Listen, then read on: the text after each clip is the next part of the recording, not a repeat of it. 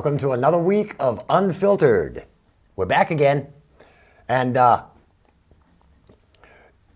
me start with this, because I did the whole gun thing last week. And as I opened up the 100 Crazy Facts page again so I can read some facts later on the show. And the first one that caught my eye was this one. There is now technology built into some guns in America that allow the gun's owner to control the safety catch using their smartphone or tablet. Imagine that.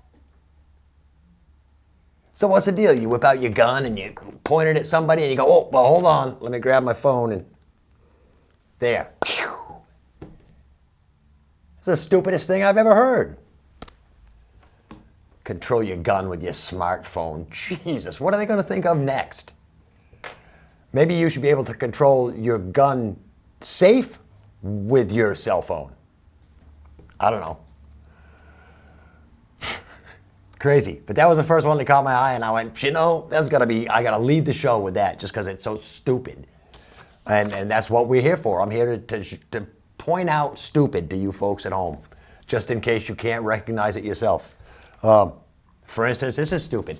The blue cards, everybody remember the blue cards? I used to toss them. They're expensive now.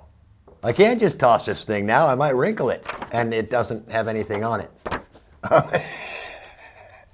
It's just a prop. I've got the computer now. The new technology, I don't need the pen or the paper, but I like to play with the pen, and the paper is just because people like the blue cards. I don't know what it is. They see a blue card in front of somebody, and all of a sudden that somebody is important. Anyway, well, maybe not so important. Hey, the Facebook page is up and going. It's Unfiltered with TV's Rick Blood Facebook page. Look it up. Share it with your friends. Let's spread the word. Let everybody see, the stupidity that's in this world, because that's what I'm going to talk about here. Where am I going to start? I've been having trouble deciding what I was going to talk about tonight, because there's just so many stupid things going on. And I've been trying not to pay attention to any of it, because the Democrats are still saying the Republicans suck. The Republicans are still saying the Democrats suck. And it's the same old stuff. It's illegal immigration. It's, this guy's bad. This guy's bad. The point is, all politicians are bad. That should be, the very first thing ever. And everybody says the media runs the world, the media runs the whole show, and blah, blah, blah. Because you know why? It's all about money. And I hear Bernie Sanders say that, he's going to tear down these banks and financial institutions that are too big to fail. Guess what? He's not going to do it. He's not going to do it. Trump says he's going to make the rich people and the big corporations pay their fair share. Even that's a little shaky. But I have more faith in that than I do in tearing down these companies that have been screwing us and have been paying their dues in Washington for 100 years already. If you start, here's the deal. If you start saying to these big corporations, look, we're going to tax the hell out of you for doing business here in America because you're a business owner, you're a multi-billion-dollar corporation, and you're going to pay your fair share. Or maybe even a little more. Call it a generosity tax. Or a humanity tax, to help the downtrodden. The problem is when you tell a corporation something like that, they go, well, fine, we're going to move out of the country. And you Americans are going to lose all the jobs and blah, blah, blah, and this and that, and you're still going to buy our products. We're just going to make them in China and send them back in. At that point, you say, all right, well, it's going to cost you an extra $1,000 for each one of them things you try to send back in. There have to be penalties for companies that move out of the United States. There has to be penalties for somebody who wants to transfer American currency into a bank in the Cayman Islands.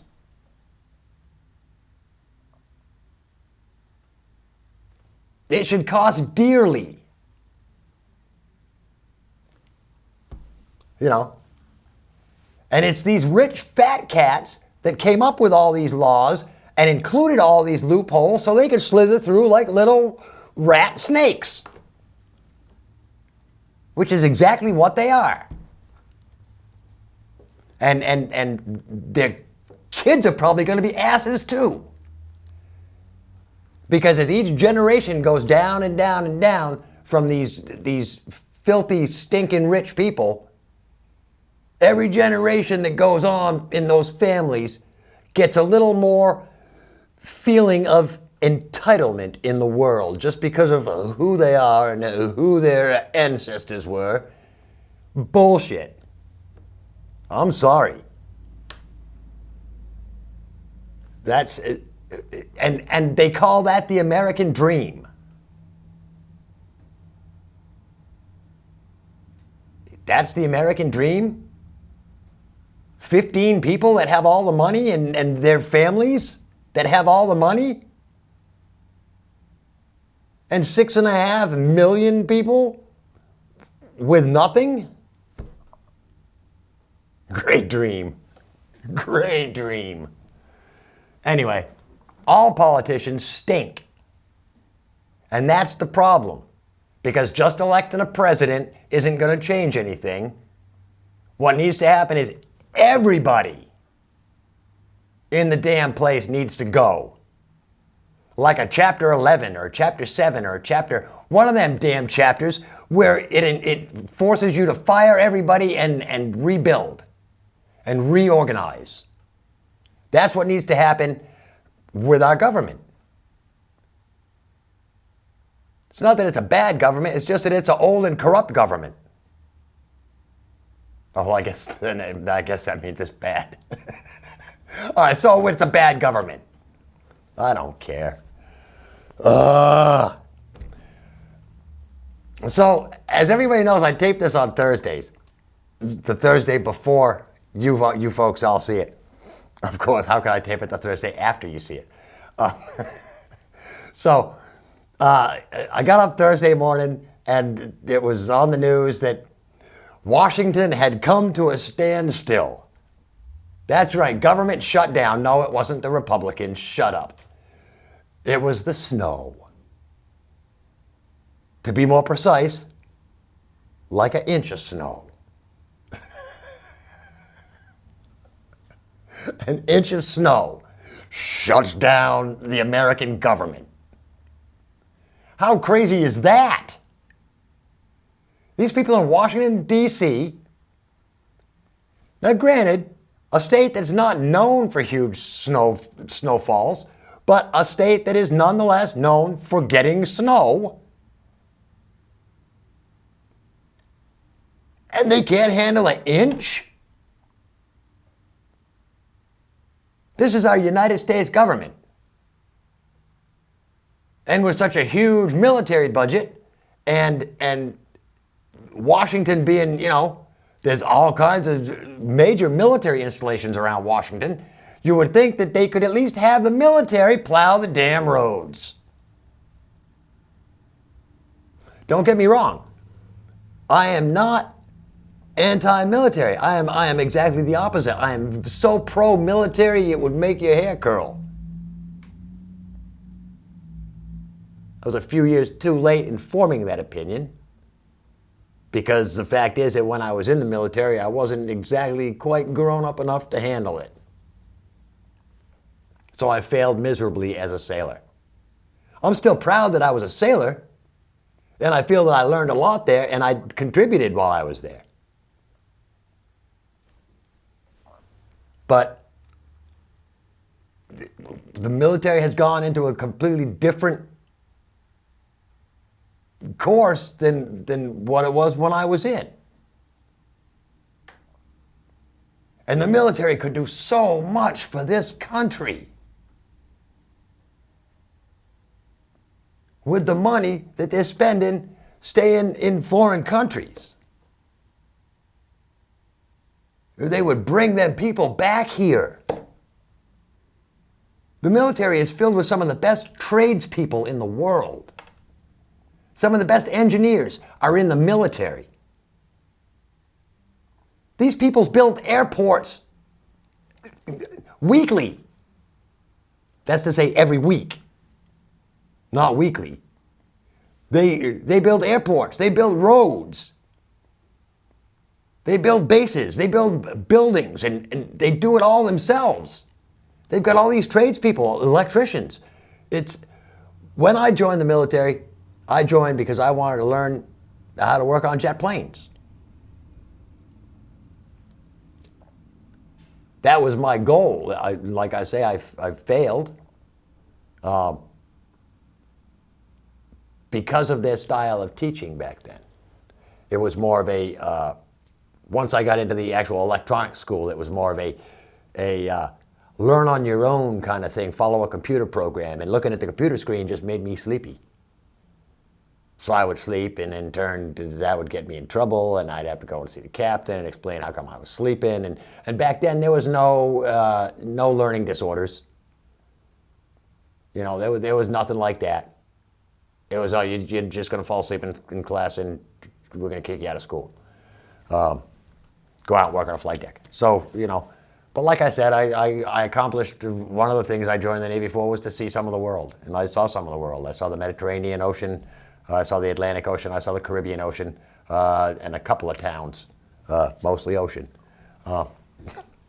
Anyway, the point is the military is important. The military trained some fine doctors. Yeah, we could solve the healthcare problem if instead of fighting wars, other than anybody that comes on our soil and tries to kill us, then we should fight. We should protect our land. But we don't need to go around the country, around the world, blowing people up and then rebuilding their towns. And I might add, in a good war that doesn't really happen, you didn't see Hitler going back and rebuilding London after he bombed the hell out of it, did you? No, because you don't do that in a war. It's stupid. Again, just the sheer uncommon sense that's being used in world situations and everything. What we need to do is just leave everybody the hell else alone. If they want to kill each other over in the Middle East, let them. You know? If they want to come here to America and mess with us, we'll make our stand here. And for God's sakes, bring our soldiers home. With the money you spend in keeping them over there, we could put them in 4-star hotels all over America. And it would be good for the economy. They'd be spending their money here. That's all I'm saying. And the technical training, you could get rid of half the damn trade schools in the country and make military an honest and you know, a great option for people. And you know, some people need the military. Some people need that. Boot camp was great for me. It was after I got out of boot camp, when I didn't have somebody on my back all the time. You know, and some people need that rigid structure that the military provides. When I was on the ship, I was a lot better because, again, very structured, very narrow focus of what's going on. And some people need that. Everybody can't be a CEO of a company. There's only so many CEO spots. So if all these people going to college are expecting to come out and be CEOs, you know, we got 400,000 people looking for 15 CEO jobs. It's not going to work. Somebody's still got to take out the trash. And we can't rely on the Mexicans to do it. That's racist. Mexican, well, they do the jobs that Americans don't want to do. Well, you know, suck it up, America, and do them damn jobs yourself. It's not beneath you to take out the trash and to clean up your own damn piss from around the toilet. Just saying. I don't know what I'm saying. But let me talk for a little while about the education system. Because part of my job at Cheshire TV is covering school board and city government public meetings. And right now, we just happen to be right in the middle of the school budget season and coming up on the beginning of the city budget season. And these are generally long, drawn-out, boring meetings full of facts and numbers and things that make me, you know, my head kind of spins, and again, I get kind of sleepy. But the information's there. When you tell the school to make a budget for what it's going to cost to educate your kids, and they come up with a budget, and then you scream that the budget's too high.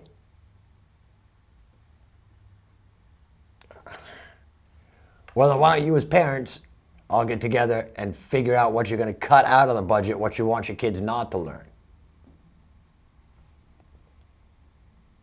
That's point number one, you know. You don't expect the school board to come up with a budget and tell you, here, this is what it costs to raise your kid, and then you say, oh no, that's too high, but you're not teaching the kid enough. As parents, the more stuff you want your kids to be able to do in schools, the more it's going to cost. Everything costs money. It's all about the money. You know that, come on. Again, it's common sense stuff. Here's and I'm trying to remember exactly the conversation. I had a conversation with Chris Roberts about some legislation that they'd been working on that it had something to do with sex education and students and at what age is appropriate and should it even be taught in schools. And again, I shook my head. You know, should it even be taught in school? Well, let me think about that. Love, sex, families, children. That's all part of life. It's not guaranteed, but that's all, you know, at some point, a kid is going to come across all those things in his lifetime. Yes, teach them about it. Should we teach the dangers of drug use and drug abuse? Yes, we should. Should we teach about sexually transmitted diseases? Yes, absolutely. Teach kids about life. I don't give a crap if they know the square root of pi. I want to know that the kid's going to go through life knowing the things that they have to know.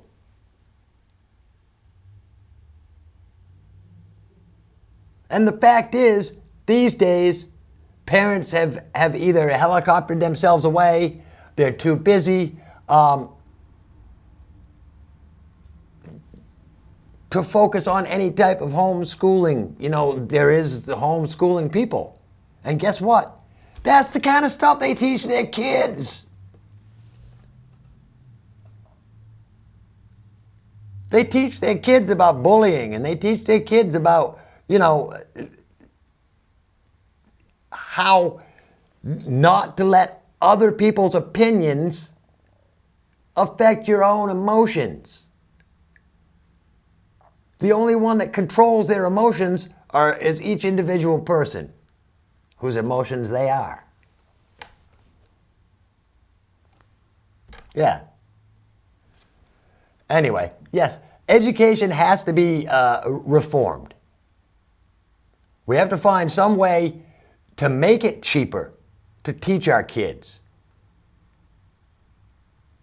Maybe the fact is we have to start not expecting so much out of our kids.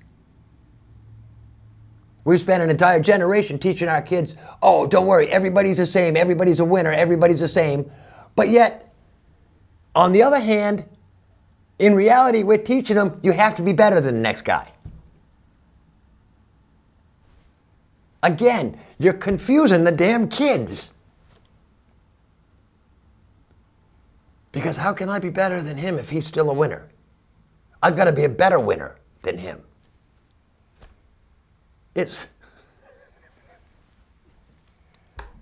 And in reality, yes, everybody is the same. Everybody deserves the same amount of respect. And yes, some people are losers. Some people are winners. I didn't make the rule. It's just the way it is. And it's the honest, truthful way that it is. It's the unfiltered way that it is. Yeah. My stock went up again in Trump this week. Twice. The first time when Britain's working on a petition and legislation in Britain to not allow Donald Trump to come in their country. And I'm going, perfect. We've been trying to get rid of them for 200 years. Really? Sever ties with them Brits. Screw them. You know? So yeah, that raised my stock, first of all. And I was going, you know something? And the more people that hate us, the better. Because people that like you ask you for stuff. People that don't like you leave you alone. So, there we go. And the second was when old Sarah Palin came on. Oh, Mama Palin. Yep, she's back. Trying to pump up the right, you know? Because it's right or left, I don't know. So, my stock went up again. I don't know. If only Trump and John McCain would kiss and make up, then it would be, you know. And Trump say, John, you know, I do really think you're a hero, even though you got captured. Anyway, let's see, time's kind of winding down here, and I'm tired of talking about education. The fact is, teach kids about what they're going to encounter in life. You know, the education system should be filled with nothing but watching reality shows like X-Men and Deadliest Catch and Rocky Mountain Veterinarian and Rugged Justice, Northwoods Law, Game Warden cop shows. You know, all these different career paths that kids could get into. Get these kids interested in doing stuff. And let them discover early what they want to do. You know, so that by the time they're 17, 18, 19 years old, they can actually be focused into, yeah, I really want to do that. I've seen a lot about that. I want to, and yeah, I'm just saying. And teach them about the important stuff. Teach them about drugs and the evils of cancer and cigarettes and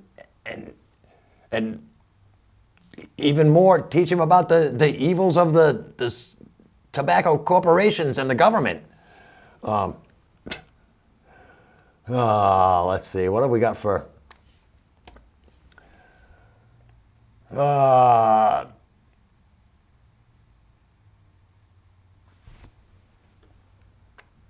and cops, you know, I hate bad-mouthing cops, but it's stuff like this that you know, really gets it. Is the headline on Yahoo News is cop admits asking woman to model lingerie, gets job back. New Jersey town was ordered to reinstate a police officer who was fired after asking a woman to put on lingerie for him when he responded to a fire alarm at a hotel. Hold on, let me see if maybe she wasn't wearing nothing and he asked her to put it on just to cover up.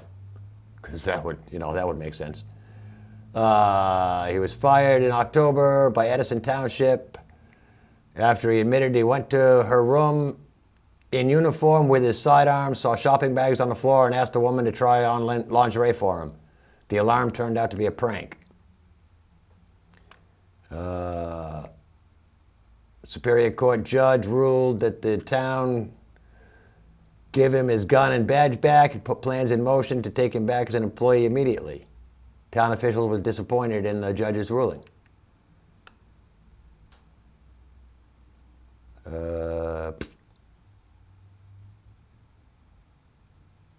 Well, that's kind of cheesy. Yeah.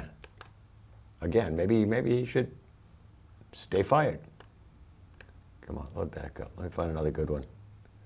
Because we're rolling down.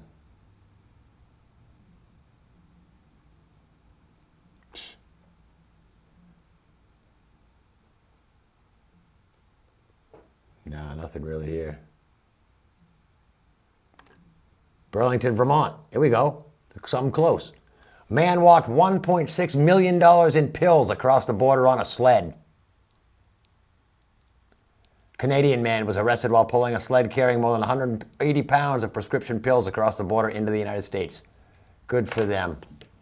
All right, out of the Yahoo News, let's get into some crazy facts because I saw a few of them that I wanted to talk about. Doctors. Surgeons who play video games at least 3 hours a week perform 27% faster and make 37% fewer errors. So video games are kind of a good thing, I guess, huh? Yeah.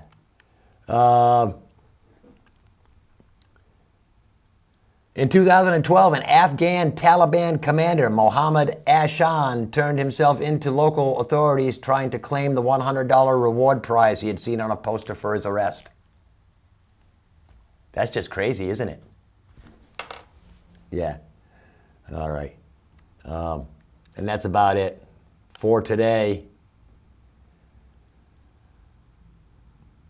Here we go. One last one. The world record for the largest pineapple grown in 2011 by Christine McCallum from Bakerwell, Australia. The pineapple measured 32 centimeters long and weighed an incredible 8.28 kilograms. Look that up. When you find out, post it on my Facebook page so that I can know. And you people on YouTube, subscribe. Till next week, peace.